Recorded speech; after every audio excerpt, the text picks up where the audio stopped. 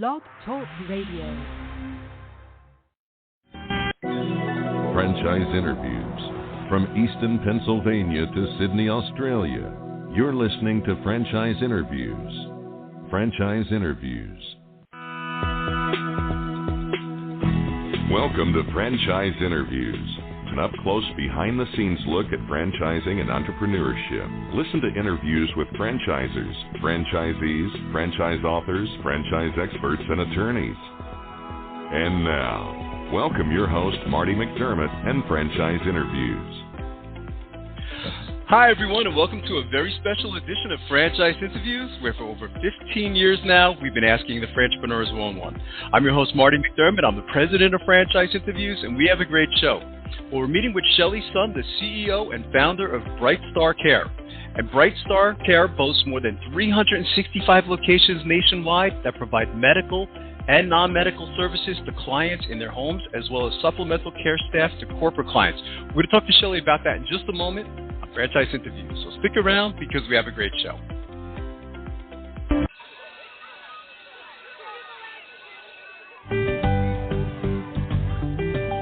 Franchise Teacher. Would you like to know how to franchise your concept or grow your franchise business? Meet the experts at Franchise Teacher. The goal of Franchise Teacher is to teach, coach, consult, and advise. The team of experts at Franchise Teacher will evaluate your business model and present you with a winning business strategy. Franchise Teacher will help you decide whether or not your concept works and if it's franchisable. Franchise Teacher is proud to have over 30 years of experience in franchising as both franchisees and franchisors. Franchise Teacher are developers of over a dozen franchise systems, which include brick and mortar as well as home-based concepts of nearly 3,000 combined franchise locations. Whether you need to add more units or get more customers, Franchise Teacher can help. We will teach. Franchise Teacher will help you learn our proven system. Coach. Franchise Teacher will help you provide a game plan to succeed. Consult.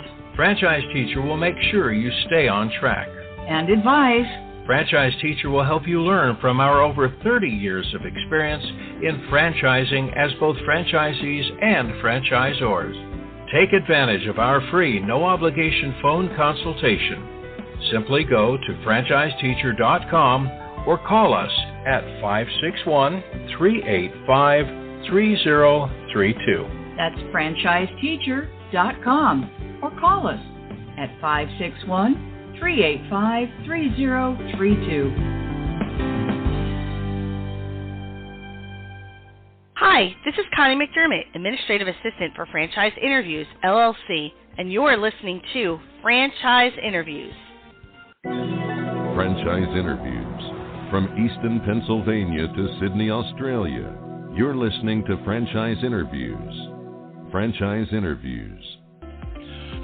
Hi, everyone, and welcome back to a very special edition of Franchise Interviews, where for over 15 years now, we've been asking the Franchpreneurs one-on-one. I'm your host, Marty McDermott. I'm the president of Franchise Interviews, and as we were saying earlier, we have a great show. Well, we're meeting with Shelly Sun, the CEO and founder of BrightStar Care.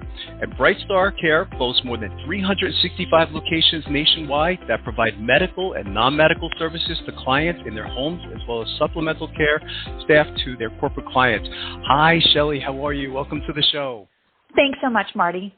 This Doing is great. my pleasure. I've always wanted to interview you, Shelly. I said we've been doing the podcast for 15 years now, and so this is a highlight for me. So I'm very excited to interview you today. Thank you so much. My pleasure. You're most welcome. Yeah, you're most welcome. So we always start off. Where are you calling from this morning, Shelly? Chicagoland area, where we are co-located in Chicago, and in 2023 we'll be co-locating to Nashville. So now I'm in our Chicago location. Yeah. Oh, good. Okay, good. Did you guys get hit with snow yet, Shelly? Just little flurries, nothing too too bad. Significant. Okay. The only reason I ask is we're supposed to get hit with snow. We're in Easton, Pennsylvania, so we're supposed to get our first snowfall today. So yeah, and it's cold. But you have an amazing story, Shelly. I'm very familiar with BrightStar Care and the background, but I thought maybe we can go back to the beginning. It sounds like the story starts with your grandmother, doesn't it? Correct. Yeah, looking for care for our grandmother who lived in Florida. We lived in Illinois.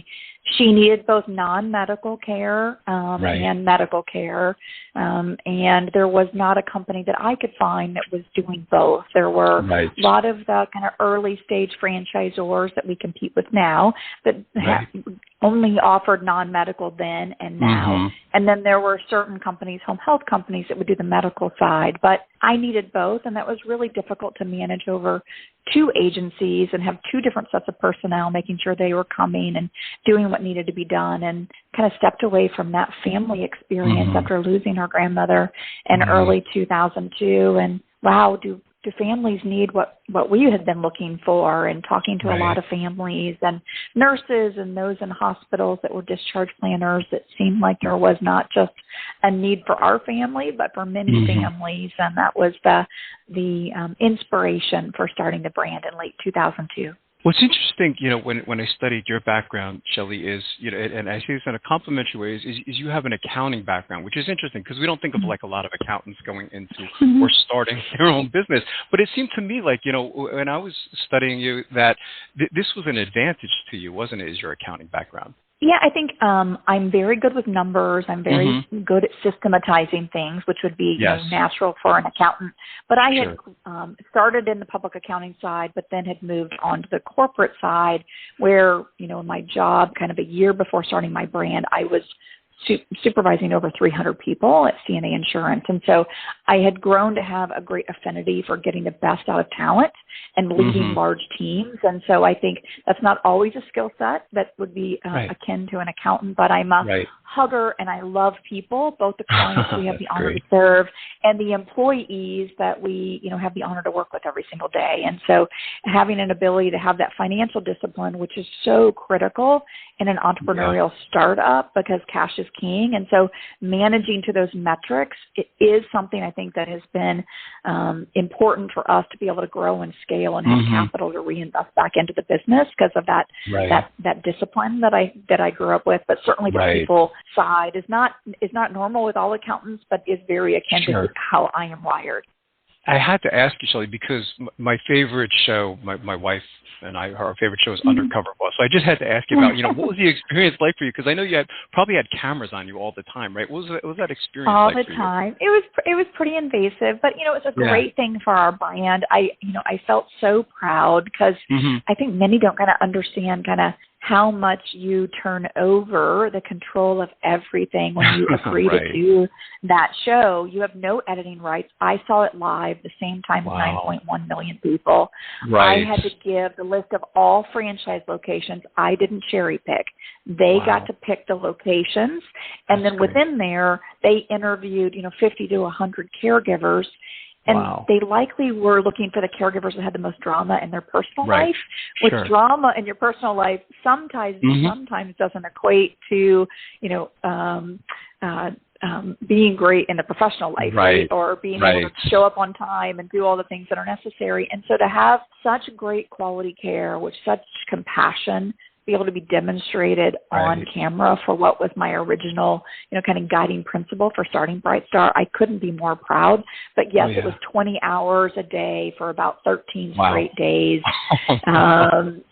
I had cameras in my bedroom, near my bed. Every phone call was listened to. The only privacy is on like the 4x4 of the bathroom itself. But doing my makeup and everything, they were watching everything, which was quite an interesting experience, but a great one for the brand and a great experience to get out with our amazing caregivers that are the reason why we have the honor to serve so many moms and dads, grandmas and grandpas are those amazing caregivers on the front line. Your industry is interesting because it's always changing, Shelly. I mean, maybe you could talk about how BrightStar Care is responding to, all these changes that are taking place in the healthcare industry. Yeah, and maybe I'll go through a couple of things just from how we've gotten to this point, which I think has really set us up to be really different than our competitors. One, from a very early stage, we developed a proprietary technology. And I think what's great about that is all of our franchisees are on the same platform. And so when we innovate, and work with national account partners that might be Medicare Advantage plans, clinical trials, et cetera. We don't have to go to an off-the-shelf platform and tell them what needs to be done, wait for them to maybe not meet the timing that is the expectation of the national account partner we're dealing with. Right. And we don't have to worry that what we have just innovated and spent time getting that relationship, but all of my competitors are now going to have access to those features, and be able to think about how they use those to compete with us. So we've really been able to create sticky relationships on the national account side by having our own technology platform. I think we've also been able to enable consistent quality, because all of our franchisees are on the same platform. They follow the same policies and procedures, and we evolved from having the same technology platform to having joint commission accreditation. And so we've always required nurse-led. We've always required skilled and non-skilled where licensure allows, all on the same technology platform, now taking that forward to joint commission accreditation, which brings us to kind of the here and now, which is more care is moving into the home. More government and third-party payers are willing to pay for the least costly setting of care, which is the home, compared to hospital and nursing home. And so with Medicare Advantage, how much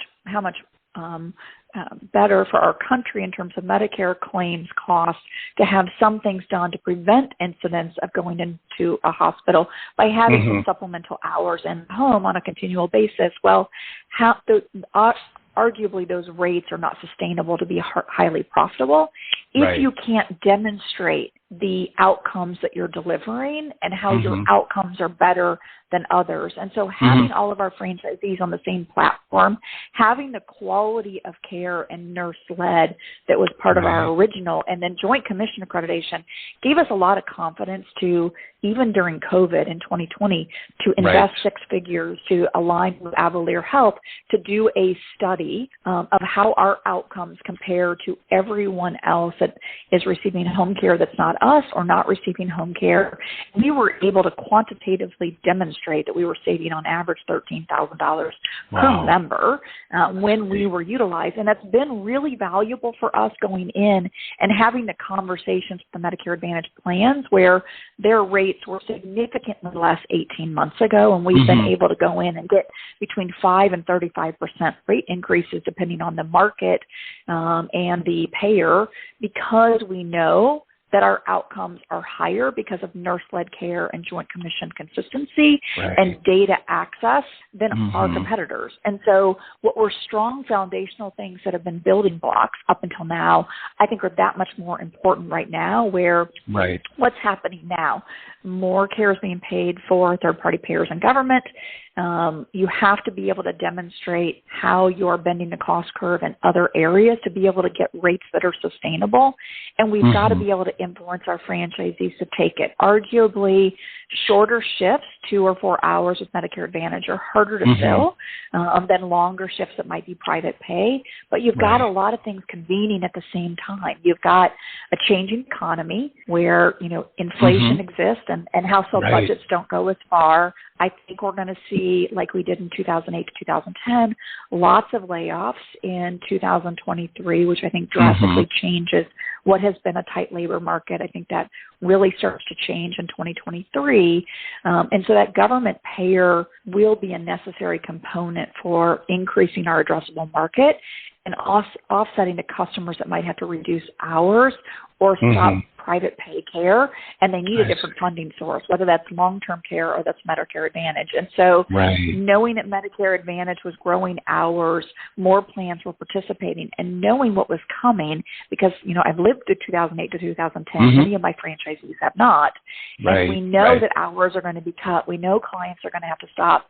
And so we can't rely on the private pay market that we used to be able to rely on 10 years ago. And so we've got to be leaning in very heavily to Medicare Advantage. Well, the only way we can help do that is, A, get the rates up, and our outcomes data does that. But also we need to do surveys to assess the sentiments of that Medicare Advantage population. Will they choose their provider based upon those agencies that are taking Medicare Advantage? And will they not work with agencies if they are not taking Medicare Advantage? And so the survey that we just did wasn't surprising, but it was necessary, I think, to start to change the mindsets of franchisees as to, our way of customer acquisition really has changed and will continue to fundamentally change in increasing numbers, and we've got to get on the Medicare Advantage train. We can't just kind of wait and see. And we've been really heavily investing 6 figures ever since 2018 every year in consultants, data, et cetera, because we understand how important Medicare Advantage will be to the future. We had, over the last couple of years, as you know, Shelly, a lot of our guests that have been on the show, I mean, they had to pivot because of COVID. How did COVID impact, or did you have to pivot a bit when the coronavirus happened? Yeah, I think we had to pivot into where some families were able to have their parents live with them. Some cases stopped, but we continued growing. Revenue continued to grow all during COVID, but we shifted towards more business to business, and we were very active in some of the clinical trials and testing occurring in the meat processing plants and school districts at airports. We were honored to be part of some of the clinical trials for the vaccinations that have been taken around the world.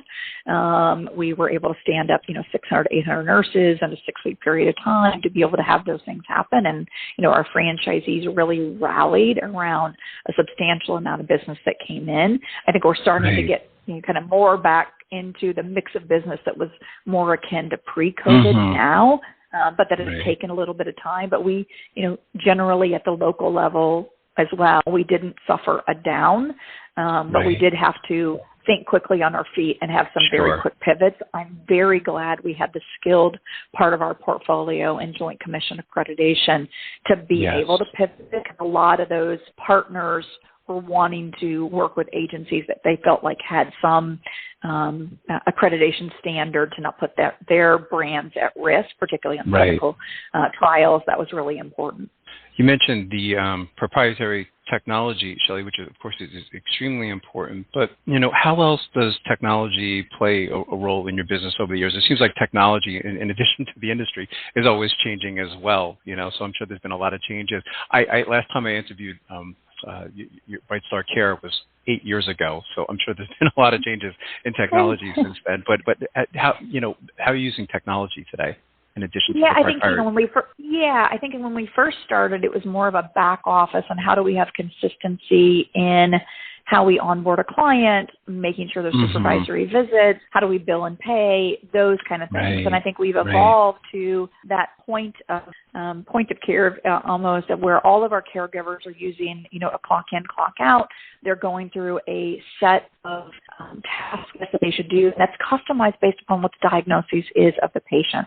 So we are trying to make sure we're doing the right things, and we're able to empower our caregivers to notify on an exception basis automatically through the technology that there's been a change in condition with the client that they're taking care of, so that our nurses can intervene, and ideally we can prevent a hospitalization or something worse by something we're able to notice, a change in blood pressure ahead of something getting more serious. And I think that's been a big change. It was critical for us during COVID, and I think why we were kind of selected by, our caregivers across the country as one of the top 20 CEOs in handling the COVID on Glassdoor, which Glassdoor usually isn't complimentary of any brand. So I felt almost the most applauded from getting that recognition. And I was the only woman, and there weren't any other healthcare.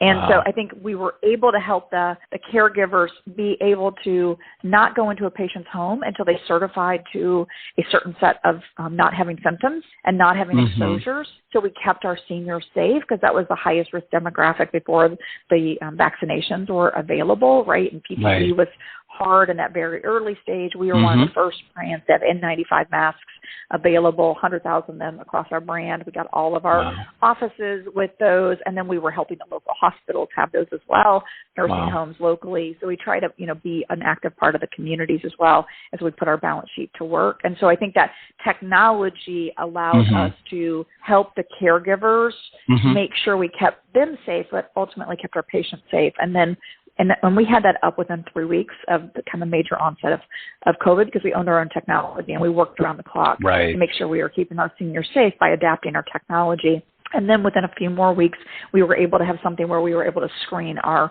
clients for any of those symptoms. so we could get ahead if there was an early onset of COVID, and how do we make sure that we can do the right things for them so it didn't progress, because ideally we could keep them out of the hospitals where there was more exposure and they might not have thrived as well. So we were trying to use technology to kind of be out ahead of that. And now I think it's about evolving our technology to data, outcomes, improving those. But also we've got a major initiative that will occur in 2023 of giving dashboards on mobile device for our franchisees, for our multi-unit owners to compare agency to agency and then look at it in total. But all the things that are critical components of the business, what's revenue drivers and how are they doing that on that, leading and lagging indicators, what's the customer experience, how are we doing on Net Promoter Score and clinical interactions, what are we doing on workforce, both in growth and workforce, employee engagement score, what are we doing on brand consistency, are our franchisees spending the amount that they should on marketing, those kind of things, and then ultimately financial, what's the gross margin, what's the profitability, what's the days sales outstanding for AR management, and clicking through to that so they can see by referral source, by payer, by kind of grouping of customers, what their margins are high to low, so they can continue to evolve the business and make sure they're sustainably profitable. So we're really trying to work on more consistency across the brand, but also bring tools to our franchisees that help them optimize and improve their individual franchisee performance. And that's what it's about as a franchisor. It's amazing if you think about it, as you're describing this, Shelly, how far we've come, or BrightStar Care has come. I think I try to think about how you did this 19, 20 years ago. It's a lot different today, isn't it? Correct, yes. It's exciting, though, isn't it, at the same time? I mean, because, the data is so powerful and the technology is so powerful. So, I think it's wonderful. What I also love about your model, in addition to many things, is, you have these multiple revenue streams, which I think is very clever. So when you or someone from your, let's say, franchise development team, if you were at a franchise show and you were meeting with a prospective franchisee, how do they typically describe BrightStar Care to an aspiring entrepreneur, Shelly? Yeah, I think we would describe ourselves as uniquely different and really positioned on where the industry is going, because we have non-medical and medical, which, as you think about, hospital at home, skilled nursing facility, alternatives, more care is coming into the home. They don't want just the companion care. They don't want just the personal care. They want that utilization of nurses, and they certainly want the nurse oversight, and not nurses you're hiring in for an hour and there's this big pool of them. They want one continual nurse that's kind of overseeing things as things go on. You think about the type of acuity that would be involved at a hospital at home. It's the same thing that someone 6 months ago, 2 years ago, would have gone into the hospital for. Now they're receiving those services at home. It's really important we get that right. And it's not kind of making grandmother a meal, right? It's really in basic care. And so the fact that we are positioned for that, I think, is aligned with where the industry is going. I think our flexibility and data models of being able to care for multiple types of patients, whether that's seniors, adults, children, in the home, across the whole acuity spectrum, I think is really important. And we have the data to help our franchisees fight for additional margin, because it is an industry where you have to worry about being commoditized, because there's so many players. If you can't prove you're making a difference, you're getting the lowest rate. And I think we really have set up our franchisees not just to have high volumes, but to be profitable, because they have the data necessary to make the argument that they should be paid more, because they, compared to their competitors, are making a real difference. So I think that's important. I think we have the largest national account portfolio. So you think about this, I think we're about 25 to 27% of the revenue of our franchisees comes through our national account portfolio. So that's business our franchisees don't have to go generate. They have to execute on and fulfill, but that's unique for us versus our competitors that haven't, had the technology to do it and the department to be able to do it. And I think that is uniquely different for us, and we would be talking about that. I think we've also been willing to put our money where our mouth is. We're one of the only franchisors that from day one has maintained company-owned locations. Shockingly, many of my of my competitors started franchising and they never had company-owned locations. I think that's really difficult to not really know on the ground, like how the industry is evolving, testing technology, testing marketing, testing new payers. Right. And we not only have had, a few from the very beginning, but up until about 18 months ago, we had 3, and now we have 20. We have very aggressively invested in having franchisees sell to us. So we have 20 locations and coast to coast. We used to, 18 months ago, just be in the Midwest.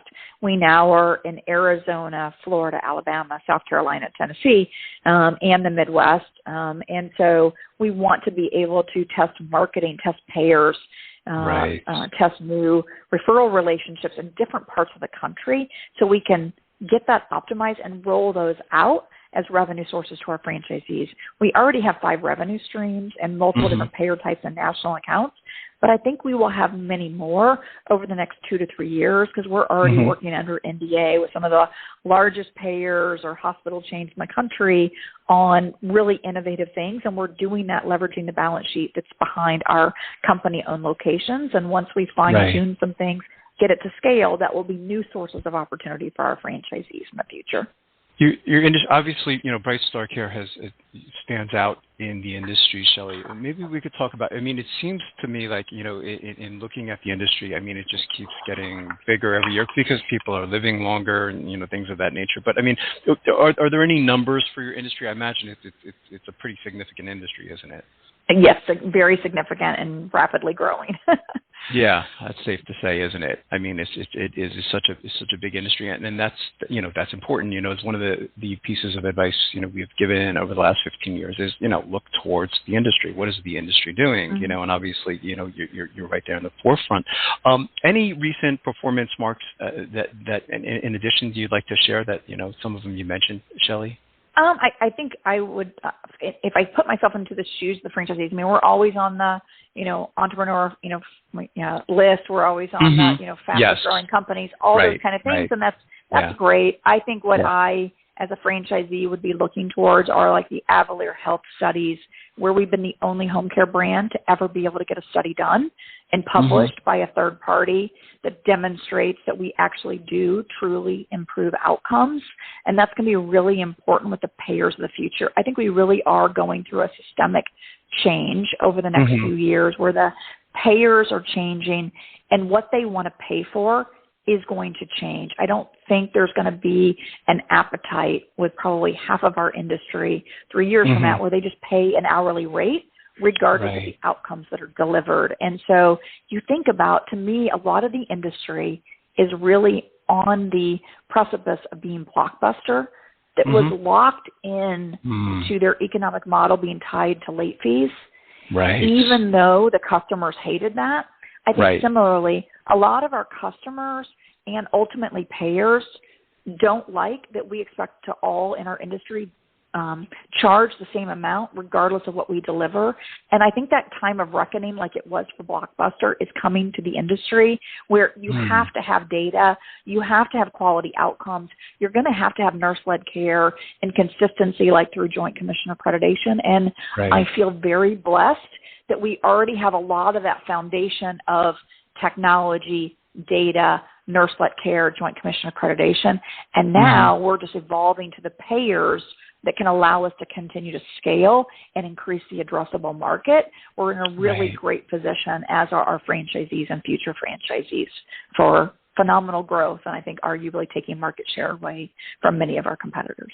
That's great. You've been involved in franchising now for quite some time, Shelly. So I have to ask when I have someone like yourself on the show, because our listeners, they're new to franchising. They have this idea, that they would like to one day own a franchise. But as you know, there's so much out there today. So there's a lot of confusion in the beginning. They're like, okay, where do I look? Where do I start?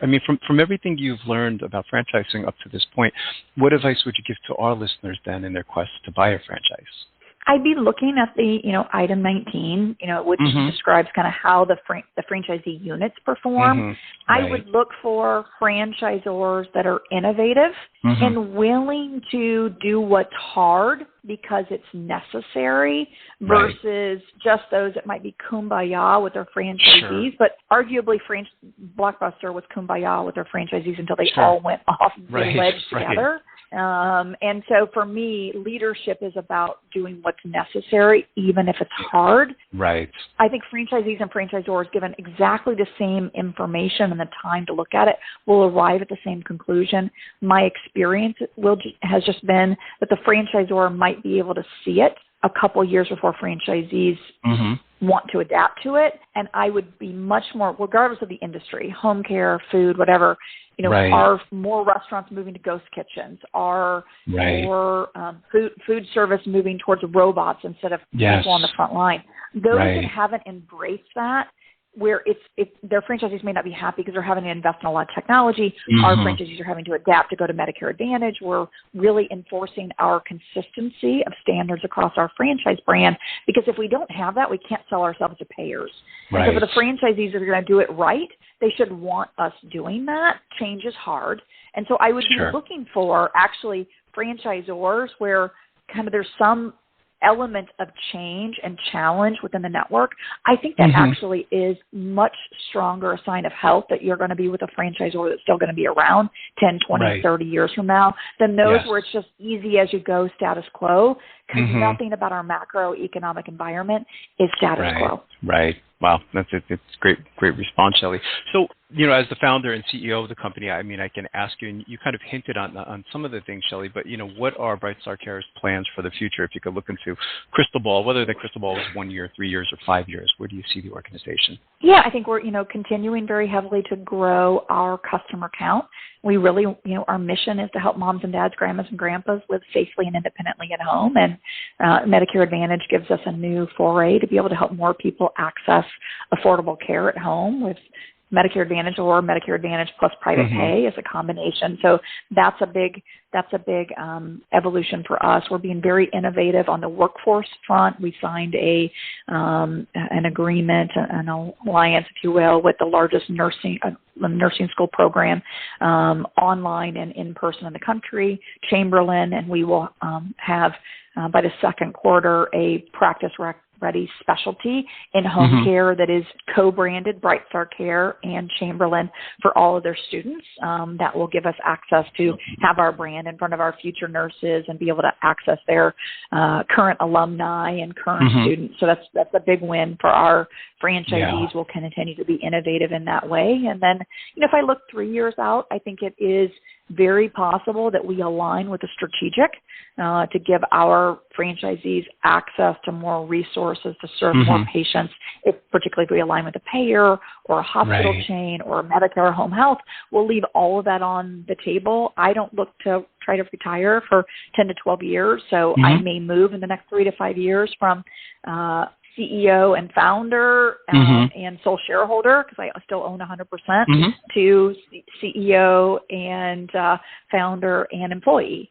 And that's okay with me. I was not running away from corporate America. I'm very mission focused, and whatever helps us take care of more moms and dads, grandmas and grandpas, and help our franchisees grow, then if that means aligning with a strategic, I think in this environment with an ecosystem that is getting smaller and smaller and more interconnected, I think that will be the smartest move for us to consider. And so we will likely consider that in the 3 to 5 year time frame. That's wonderful. What's the best way, Shelly, for our listeners to get more information on BrightStar Care? Of course, there's the franchise opportunity, but even the service itself. Are there any websites you want to plug? Thank you. Yes. Thank you so much. BrightStarCare.com. Easy enough. And I want to wish you a very happy holiday too, Shelly. And again, it was such a privilege to me to finally interview. I feel like I knew you before the interview. You didn't know me, but it was a pleasure for me to finally get to talk to you. And I'd like to invite you back, in the next year or two as you continue to grow. Would love that. We'll continue to change and have some great things to talk about. Happy holidays to you. Absolutely, happy holidays, Shelly. And we'll be right back with more franchise interviews. Coming up on segment 2, you're going to hear what every franchipreneur needs to know before buying a franchise. We're going to play a clip from our popular Great Quotes in Franchising podcast right here on Franchise Interviews. Franchisers, are you looking to reach aspiring entrepreneurs looking to buy a franchise? Are you looking to reach a highly educated audience on franchising? Franchise Interviews, an up-close, behind-the-scenes look at franchising and entrepreneurship through our website, FranchiseInterviews.com. Or you can hear and read interviews as well as get tips from some of the most successful sources in franchising. Our weekly franchise radio show where each week you get to hear a new interview with franchisers, franchisees, franchise authors, franchise experts and attorneys, and our podcast, Great Quotes in Franchising. For more information, go to FranchiseInterviews.com or call us at 610-905-2919. That's 610-905-2919. Hi everyone, this is Marty McDermott, the president of Franchise Interviews, and welcome to another edition of Great Quotes in Franchising, where each podcast you get to hear a great quote in franchising. You know, we've been hosting Franchise Interviews many years now, and during that time we've had some incredible quotes on the show.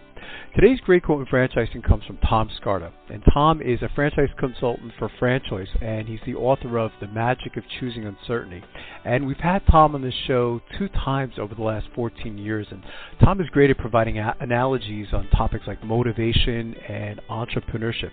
So today's great quote in franchising is called "It Doesn't Hurt Enough." We'll let Tom explain why. 10 years with franchise, helping them to find businesses. And what I find, and you know this from the industry, is that majority of people who look at franchising do not buy a franchise. And the number one reason is fear of the unknown. Yeah. So they go, instead of choosing, at the end of the process, you know, they're looking at great companies because we vet them, we know who's good, who's not, and you can never deny that the companies are not good when you go down the road at looking at them. Right. The choice is not what franchise to buy. The choice is the choice between uncertainty and unhappiness. That's interesting. And most people go back to the unhappiness, and because there's a comfort in that, right? So at least I get a paycheck. At least I know I have a job. At least I can pay my bills. And I got to tell you, if you think you're on this earth to pay your bills, you're always going to have a mild kind of frustration that goes through your life. It's very powerful. You know what you said, Tom. You know, you know. We've seen that on the show too. You know, I mean, I've heard numbers like at like 1 out of 100 people will say yes to, you know, going the franchise alternative, or they'll give some kind of like excuse, like, you know, well, it's not perfect, you know. And I remember you even saying this, you know, a long time ago, is, you know, there's not really that always that perfect opportunity. You know what I mean? I mean, there's always. I think the analogy you used a long time ago was, even when, you know, you buy a house, you know what I mean? There's always going to be something with that house that you can always fix, you know what I mean? So there's never that perfect opportunity, and I suspect you get that from a lot of people because they're so terrified of going forward. There's like, well, I don't think this is the perfect opportunity for me. I suspect you probably get that a lot, don't you? Yeah, and you're right. I think it was in Joe Matthews' great book, Street Smart Franchising. Yeah. He talks about that. 1 out of every 100 people that look at franchising actually buy a franchise, and that the thing for me, Marty, is it makes me sad inside because I talk to these folks that have great backgrounds, they're phenomenal at what they do, and they can easily translate their skills into their own business and really live happily ever after, and they don't, and it's always because of fear of the unknown. Mm-hmm.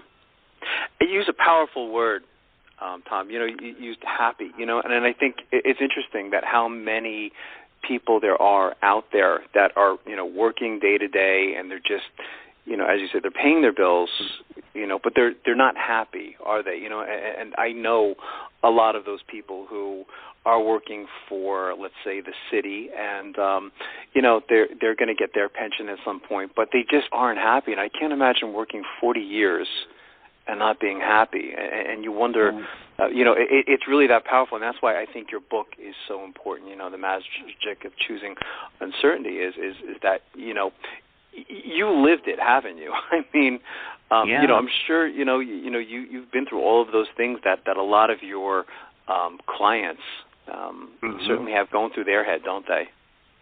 Yeah, I've been in their shoes.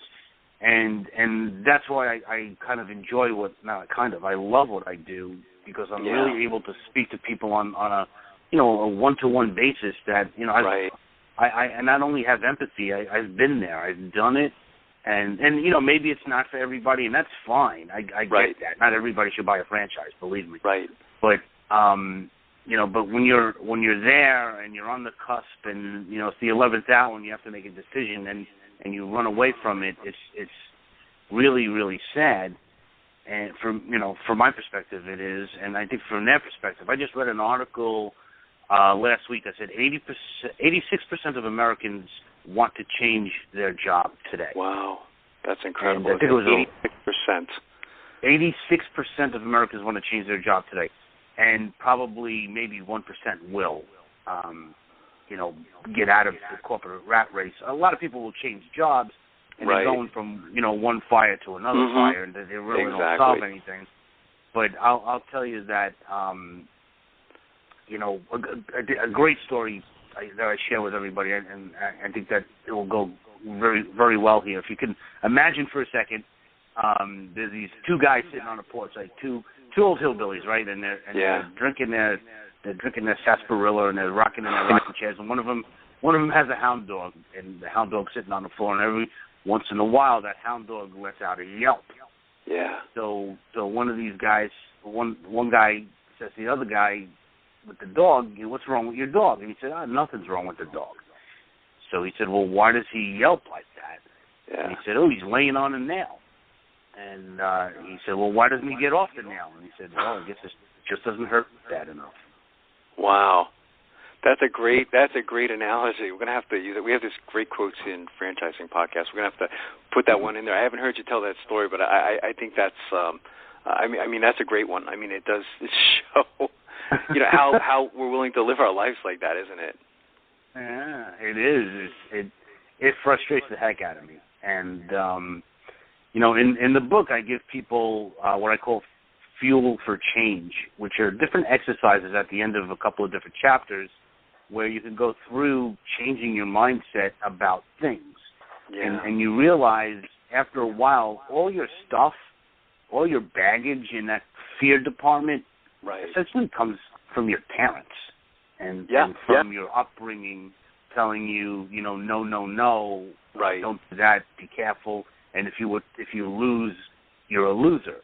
And that's not the case at all, because when you take a chance, and if it doesn't work out for some reason, there's more life lessons in that failure than there is in any success. And I can tell you that directly from my smoothie experience. Sure. There's so much more to learn when you're trying to climb out of a hole than standing on top of a hill. Yeah, and it's it must be interesting. I'm one of those people, as I mentioned, Tom. My mom is still waiting for me to go apply for the post office. I said I'm going to be 50 years old in 3 years. And I just recently completed my doctorate degree last year, and I think she's still waiting for me to go work for the post office. She just tried to instill that in me as a kid, and maybe that was my reason I went the other direction. It just didn't seem gratifying to me, not to pick on anyone who works for the post office, but I wouldn't have had that. And I love the word you use. You use this word fuel, and we had the great Michael Gerber on our show, and I know you're a fan of his as well. If you'd like to hear that whole interview with Tom Scarta, all you have to do is go to FranchiseInterviews.com. You can go to our franchises listed alphabetically page, and you can find Tom Scarta there. Or you can go to Franchise Interviews listed by category, and you can go to our Franchise Experts page and listen to the interview there. And finally, we just want to thank everyone for making this Great Quotes in Franchising podcast such a big hit. And we'll see you again soon with another edition of Great Quotes in Franchising from Franchise Interviews. Take care, everyone. Franchise Interviews. From Easton, Pennsylvania to Sydney, Australia, you're listening to Franchise Interviews. Franchise Interviews.